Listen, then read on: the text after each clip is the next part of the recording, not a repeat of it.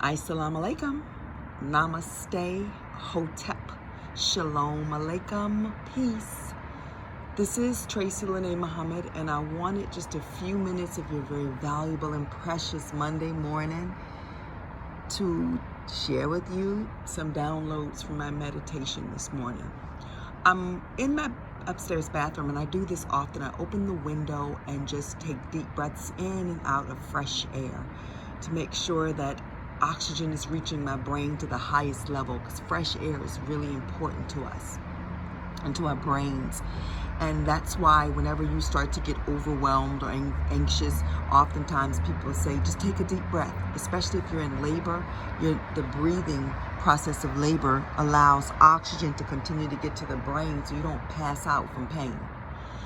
So I'm sitting thinking this morning about worry and anxiety, depression, anger, bitterness, all of those words that we use when really we could say one word: fear. Because that's what bitterness, anxiety, worry, even depression, it's all fear. Fear of something, and only you know what that fear is. And if you're not understanding what it is right away, you can ask your higher power to help you find out what exactly it is you are dealing with, whether it's anxiety or fear. Anxiety or worry or stress. They're all just fancy terms that the ego uses to not say I'm afraid, because we're just strong beings and we're never supposed to be afraid. I ain't scared of nothing. You can't punk me. But really, it's just fear. What has helped me in my journey is recognizing when fear is trying to rear itself, and I deal with that fear. I have to face it. We just ended a full moon cycle, the last of the decade. Although I do believe you can release at any time. I don't think you necessarily need the cycle of the moons to do it. You can at any moment say, I'm not going to do this anymore, and I'm letting it go. And your intentions are what drive you. The rituals that we use in all religions really are just ways to acclimate ourselves with that practice of what we're trying to do. It's like setting the stage for you to do what you need to do. So we put together the rituals, and we do the rituals, but really the subconscious mind has got to be changed. We don't do things from a conscious thing. Everything we do is coming from our subconscious mind. And that's how come people respond differently to the same situation, because their subconscious mind has different memory tracks. And that's why it's not good to decide what somebody else should do based upon how you would do it, because they're not you. I'm learning that compassion is key in dealing with anybody, understanding that I don't know what they're going through. And it's not for me to decide what they're going through. It's for me to respect and to love. And especially now that I understand love isn't this mushy emotion where you're woo-wooing and laying on the ground and letting people walk back and forth on you while you say, I love you, why is you doing this to me? That's not love. That actually is fear. Because when you love yourself, it's fear of loving yourself. Because when you love yourself, you don't lay on the ground playing doormat for anybody, especially your own self. When you love yourself, you send out this energy of love, and it radiates and it touches other people loving themselves, and you all flow. That doesn't mean it's going to be perfect, because perfect, actually, the definition of perfect changes from person to person, because what I might find perfect, you may say that's unacceptable, and that's okay. I've learned in this 51 years in the body of Tracy that everybody has a right to live the life that feels right for them.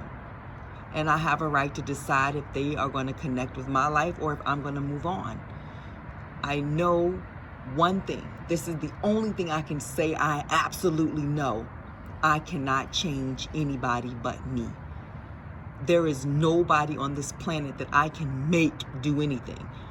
If you have children or you're around children when they're little, we force and make them do things because they're afraid of the consequence. They're not doing it lots of times because they want to do it.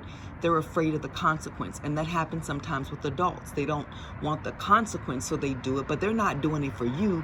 They're doing it because they're wired in a way to not want that consequence or that fear to rear its head, or they decide that that's best for them. But make no mistake about it, you're not making anybody do anything. I do know that you say, well, some people may say, well, no, you can make somebody, a man can, or a woman can force somebody and make them have sex with them by raping them. But at some point, what has happened is the person being raped has succumbed to the fear, and that's okay. I'm in no way saying, oh, you should keep fighting, because that's not for me to say. What I'm saying is, we can try. I don't even want to go there, because I never ever, I don't know, somebody may be listening that's been raped and think that I'm saying that they deserved it. I don't live like that, where I think I should be able to tell anybody anything in their life. So I'm going to backtrack and say that I'm speaking about, we don't make anybody do anything. People do what they want to do. And I'm going to keep it general, because I'm not qualified to talk about situations that have happened in anybody's life that is that damaging, because I've not experienced those things. And I'm not even going to say, by the grace of God, I haven't experienced it, because that to me lends to say that that person that experienced it didn't have God's grace. And I don't believe that. Okay, I will tell you what I do believe. I believe that we each come here with a set of lessons that we want to learn, and that we come here with karma from past lifetimes, and perhaps that plays into what happens in this one. I believe that. I'm not saying that that is the only way. I have decided that I am not on a path, but I am the path. I am God, a small expression of the big God, the big old energy that made all of this. I am a part of that. And I took on this body called Tracy to learn some lessons to grow into the light. That's what I believe. I'm not asking anybody to believe it. It's not up for debate, because it's what I believe. And what you believe isn't up for debate, because it's what you believe. Anyway, I think I've gone all the way down a different street, and I really just wanted to come and tell you, stop using fancy words for fear and face what it is that you need to face. Leave it back in this decade and move into the next decade in light and love and joy, peace, prosperity, and understanding. Own your own life. Decide that you want to live it the way you want to live it, and then get to doing that. Be kind always. Have compassion for everyone. Send out love and joy and peace, prosperity, and understanding, and watch how it finds you, because it belongs to you. Have an amazing, amazing day. Assalamu alaikum, namaste, hotep, shalom alaikum. Peace out to Brooklyn and everywhere else.